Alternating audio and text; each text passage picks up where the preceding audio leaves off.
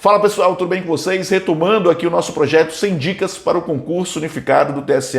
Hoje eu quero trabalhar uma questão que foi cobrada aqui no TRE de São Paulo, cuja banca foi a FCC. É uma questão que trata de um tema que não é muito cobrado, mas quando é cobrado você não pode errar, que é o tema das fontes do direito eleitoral. Vou colocar aí na tela para vocês uma questão bem tranquila, você não pode errar esse tipo de questão, porque é justamente a questão fácil, apesar de que tinha ali algumas informações que exigia um determinado conhecimento. Veja aí, a questão está na tela para vocês, é a nossa questão 16, a nossa 16ª dica, né, nesse projeto, acerca das fontes de direito eleitoral. Letra A. A função normativa da Justiça Eleitoral autoriza que sejam editadas resoluções normativas pelo Tribunal Superior Eleitoral com a finalidade de criar direitos e estabelecer sanções, possibilitando a revogação de leis anteriores que disponham sobre o mesmo objeto da resolução normativa. Pessoal, veja, de fato, nós temos dentro da Justiça Eleitoral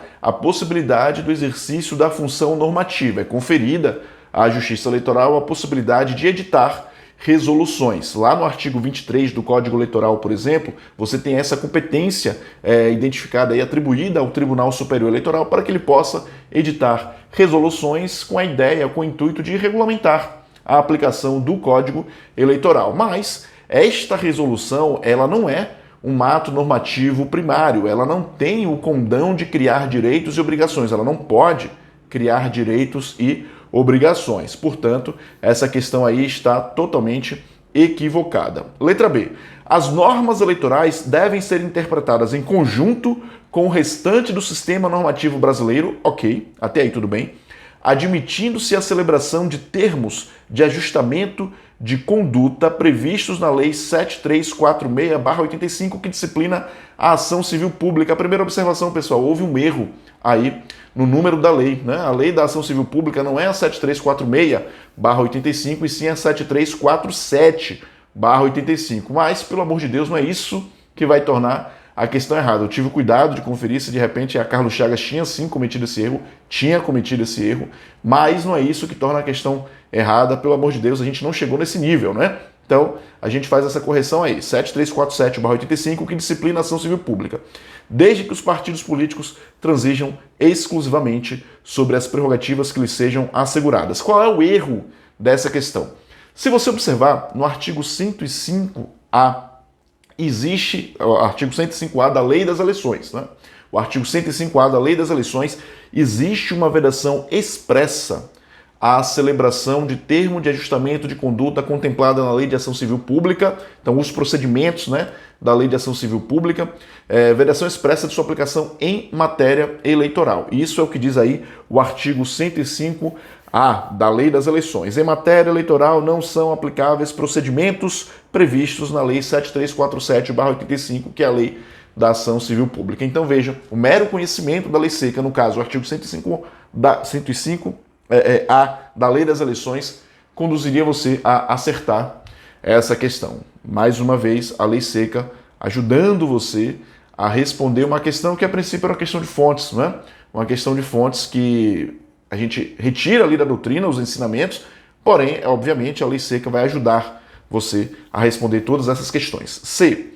O Código Eleitoral define a organização e a competência da Justiça Eleitoral, correto, define sim, podendo ser aplicado, apesar de a Constituição Federal prever a necessidade de lei complementar para tanto. Vamos lá, pessoal.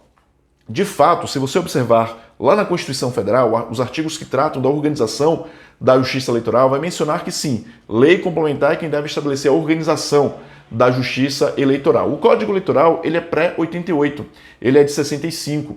E aí nós temos uma situação de que o Código Eleitoral foi recepcionado no que se refere à organização da Justiça Eleitoral como se lei complementar fosse. A gente tem isso, por exemplo, também em relação ao Código Tributário Nacional, né? Essas leis foram recepcionadas, né, esses normativos foram recepcionados pela Constituição de 88 como se lei complementar fosse naquele aspecto, já que a Constituição exigia a lei complementar, ele será recepcionado como se lei complementar fosse. Então, essa é a resposta correta. Letra C. O Código Eleitoral define a organização e a competência da Justiça Eleitoral, podendo ser aplicado, apesar de a Constituição Federal prever há necessidade de lei complementar para tanto. Então, pessoal, é isso aí, está correta essa afirmação. Vamos para a letra D.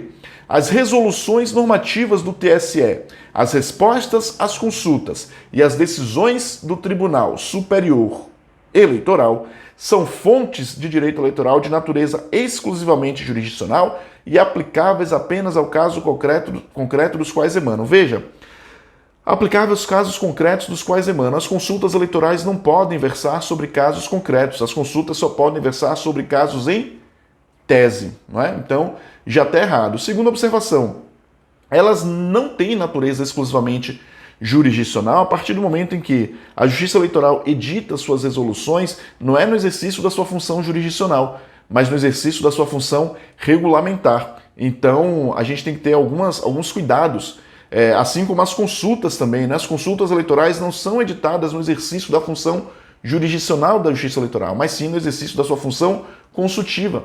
A gente tem que compreender que a Justiça Eleitoral ela tem essa peculiaridade. Ela exerce não apenas a função jurisdicional, que é peculiar, obviamente, a todo o Poder Judiciário, mas ela exerce a função consultiva, ela exerce a função administrativa, a própria realização das eleições é função administrativa, como ela tem também o exercício aí do poder regulamentar na edição de suas resoluções. Então a gente tem que ter cuidado aí com essas questões referentes a essas especificidades da Justiça Eleitoral. E, por fim, deixa eu chamar a atenção para uma questão, voltando aqui antes da letra E, essa questão é de 2017, e ela fala ali de consultas aplicáveis apenas ao caso concreto dos quais emanam. A gente já sabe que consultas, né, são feitas sempre em situações em tese, né, consultas em tese. Mas, e isso é expressamente definido lá no Código Eleitoral. Mas eu quero chamar a atenção seguinte, um questionamento que o examinador pode trazer para você. As consultas eleitorais têm efeito vinculante? Até 2018 havia essa discussão, mas de 2018 para cá não existe mais essa discussão. Por quê? Porque o artigo 30 da Lei de Introdução às Normas do Direito Brasileiro diz que as consultas, lá no artigo 30, parágrafo único, as consultas, elas têm efeito vinculante, elas passaram a ter efeito vinculante. E como consulta a gente vai englobar ali também a consulta eleitoral, né? Então, dê uma olhada no artigo 30, parágrafo único da Lei de Introdução às Normas do Direito Brasileiro. Eu acho que isso tem uma chance alta de cobrança aí em seu concurso. Por fim, letra E, o Código Eleitoral, a Lei de Inelegibilidades, a Lei dos Partidos Políticos, a Lei das Eleições, as resoluções normativas do TSE e as respostas a consultas são fontes do direito eleitoral? Sim, são. Só que ele diz, olha, de mesma estatura, hierarquia e abrangência, podendo ser revogadas umas pelas outras? Não, né? Não. A gente tem aí a lei de inelegibilidades, por exemplo, é uma lei em sentido formal, né? Uma fonte